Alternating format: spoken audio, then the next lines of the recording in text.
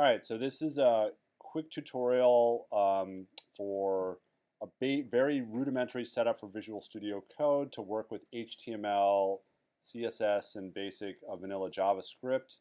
Um, this is the site for Visual Studio Code. I've downloaded and installed a fresh version, the Mac version. Visual Studio Code has become a very popular text editor at the moment, and in my classroom, I'm having students convert over to it right now. So this is for them and maybe will help others.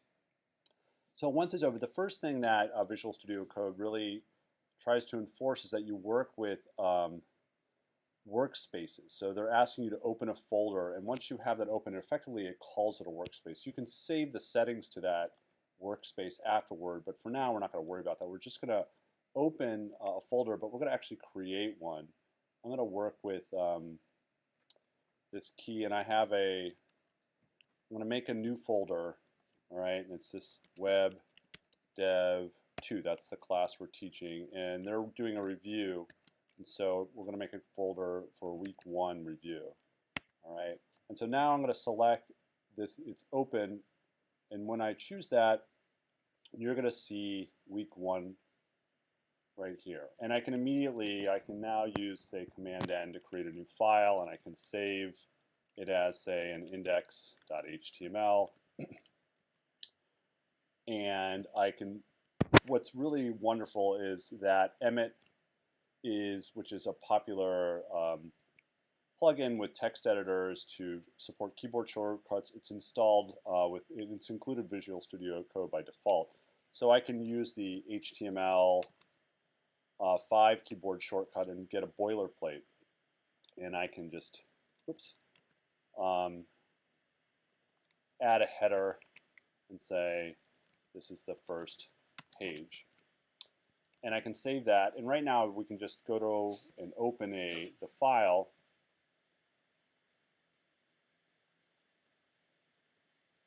right? So that's fine, but there's a few, let's start to customize. And so, you know, you're already working and you can make changes, and so I can make a paragraph and I can put ipsum lorem using the lorem shortcut, and I save. And so the first thing, and then I refresh and you can see there's that paragraph. The first thing you'll notice is that we have this text scrolling along. It doesn't automatically wrap text.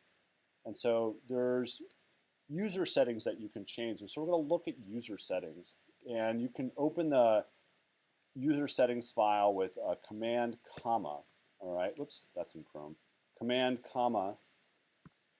And the first one that's very practical, especially since you're following along, is to change the font size. I like to work with bigger than a default font size. And by clicking on this icon, what it does is it pushes your custom settings to the user settings file, and now I can change this to say 18, and this is an object, so we want to have these comma separated key value pairs. And if I save this, you can see instantly now that the code is bigger, all right? And same here, code is now bigger. So command comma, I'll go back, all right? Let's do this so we can see things better. And this is actually a toggle to show files back and forth, so we're in the editor. The next one I'm going to change is I'm going to look for, by scrolling down, is we want to be able to word wrap.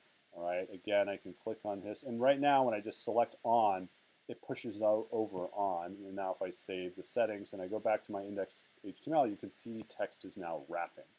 And those are two really useful basic user settings. When you set themes and things like that, other ones will show up. The next thing we're going to do is we're going to just install a few extensions. One of the things that has made Visual Studio Code so popular so quickly are all the extensions that have been developed and put into their marketplace that you can use to support your workspace and developer process. The first one I'm going to actually install is called Live Server.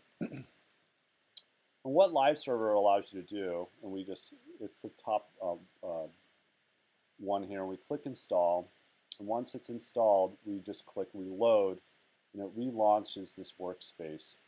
So if you notice, I was making changes, all right, and I'll add another paragraph. And if I save this, I would have to refresh. I'd have to go over the browser.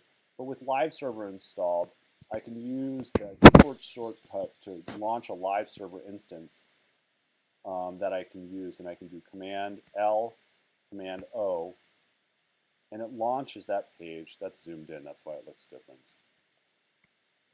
And now whenever I make a change and save it, so I can say make an H1 down here, H1, another header, and if I save it, now it automatically shows up.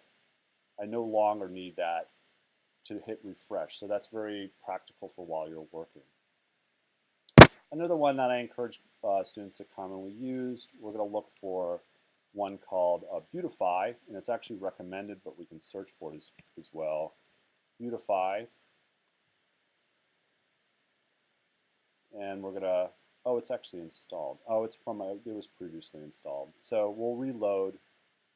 All right, make sure it's there. So if I change tabs, all right, in order to access Beautify, we're going to learn to access the command palette, which allows us to do a lot of things, but for now I'm just going to show you how you can use it. So the command palette is accessed with Command-Shift-P, all right, and I can type Beautify, and you can see it's recommending Beautify file. And you can see it changes the indentation of, and it's really practical for when you want to fix nesting of unordered list or divs within divs, and you want to see the hierarchy of the box models, the structure of the box model based on the way that elements are positioned.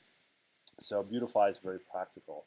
If you're working with JavaScript, one that I found is really nice to work with is bracket pair colorizer.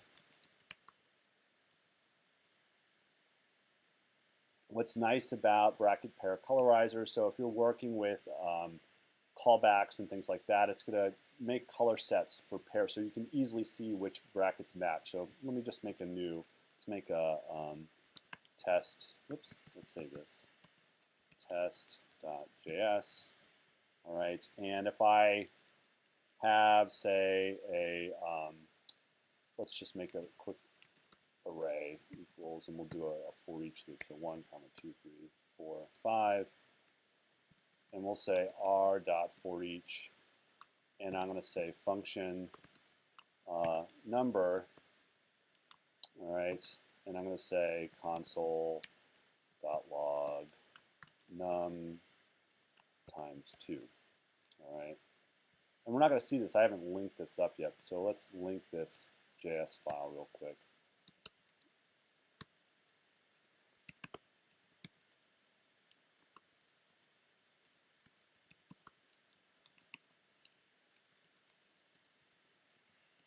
All right, so if I save this, and you can see, oops, let's save.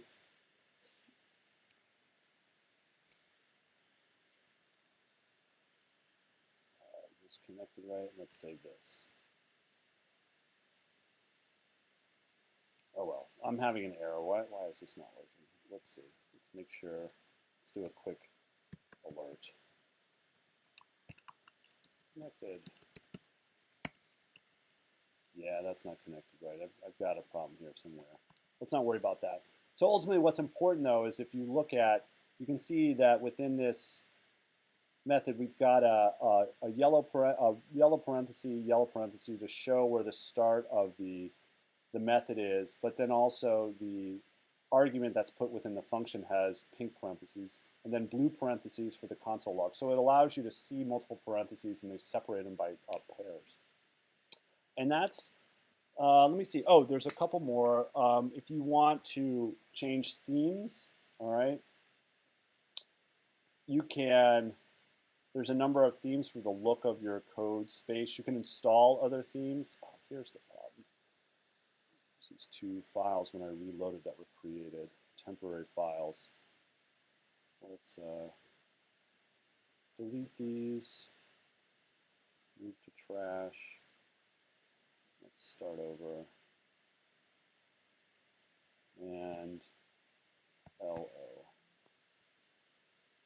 Now it's working. Sorry about that. So confused. So there were temporary files generated when I reloaded after these within there. After I had installed the bracket pair colorizer. So that was what was causing the problem, and we figured that out. So if you want to change themes, you can do Command K, Command T, and you can see I can switch between themes. Whoops. Command K, Command T, and bring it back up, and you can just cycle through them, all right, and see different themes, what they look like, so you can customize the look of your space to whatever you'd like, all right. And that actually then gets saved, Command comma. You'll see that's saved to your user settings file, all right. You can see it's now workbench.color theme has been saved, all right. As well as I got rid of that message, and you can see now that setting's been saved, set to true. Live server.settings do not show info message is set to true. So you can constantly look at any settings that are created even through making changes within the GUI. They'll show up here, all right. And so any more? I think that's enough. All right.